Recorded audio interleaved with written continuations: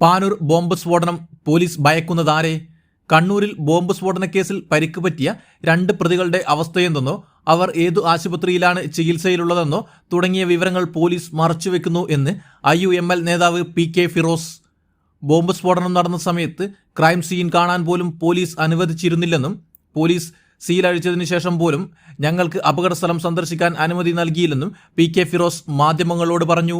ഈ ബോംബ് നിർമ്മാണത്തിൽ പരിക്ക് പറ്റിയ 2 പ്രതികൾ ഇപ്പോൾ പോലീസിനോട് അത് സംബന്ധിച്ച് ചോദിക്കുമ്പോൾ അവർ ഗുരുതരാവസ്ഥയിലാണ്, ഏത് ഹോസ്പിറ്റലിലാണെന്ന് ചോദിക്കുമ്പോൾ അത് സംബന്ധിച്ച് കൃത്യമായ മറുപടി പറയുന്നില്ല.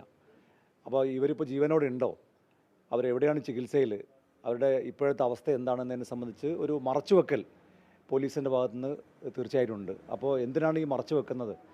അവരുടെ അവസ്ഥ എന്താണെന്നതിനെ സംബന്ധിച്ച് അവർ ഏത് ഹോസ്പിറ്റലിലാണ് ചികിത്സ നേടുന്നതിനെ സംബന്ധിച്ചും ഒരു വിവരം ജനങ്ങൾക്കറിയാൻ, ജനങ്ങളെ അറിയിക്കാനുള്ള ബാധ്യത പോലീസിനുണ്ട്.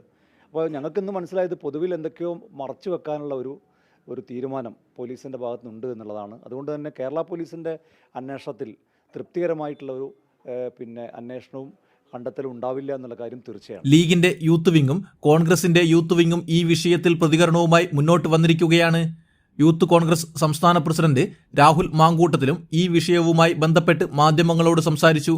ഈ കേസ് കേരള പോലീസ് അന്വേഷിക്കുമ്പോൾ ഒരുപാട് പരിമിതികൾ നിലനിൽക്കുന്നുണ്ട് എന്നതിനാൽ നിഷ്പക്ഷമായി ഒരു അന്വേഷണം നടത്തുന്നതിന് NIAക്ക് കേസ് കൈമാറണമെന്നാണ് രാഹുൽ മാങ്കൂട്ടത്തിൽ അഭിപ്രായപ്പെട്ടത്. കേസുമായി ബന്ധപ്പെട്ട വിവരങ്ങൾ അന്വേഷിക്കാൻ ചെല്ലുന്ന പ്രവർത്തകരുടെ ഫോൺ പരിശോധിക്കുക, ഫോട്ടോകളും വീഡിയോകളും ഡിലീറ്റ് ആക്കുക തുടങ്ങി ഒരുപാട് കാര്യങ്ങൾ പോലീസ് ആരെയോ സംരക്ഷിക്കാൻ വേണ്ടി ചെയ്യുന്നുണ്ട്. മാത്രമല്ല, ഈ കേസിൽ ആരാണ് ഇവർക്ക് ബോംബ് നിർമ്മാണ സാമഗ്രികൾ വിതരണം ചെയ്യുന്നതെന്നോ കേരളത്തിനും പുറത്തും ഇവർക്ക് സഹായികളുണ്ടോ, ഏതെങ്കിലും തരത്തിലുള്ള തീവ്രവാദ സ്വഭാവം ഈ സംഭവത്തിനുണ്ടോ എന്നിങ്ങനെയുള്ള കാര്യങ്ങളിൽ അന്വേഷണം നടക്കുന്നില്ലെന്നും രാഹുൽ മാധ്യമങ്ങളോട് പറഞ്ഞു. നിലവിൽ പോലീസിന്റെ അന്വേഷണം പരിമിതമാണെന്നും ഫലപ്രദമായ അന്വേഷണം വേണമെന്നും രാഹുൽ അഭിപ്രായപ്പെട്ടു. News desk, നവലോകം.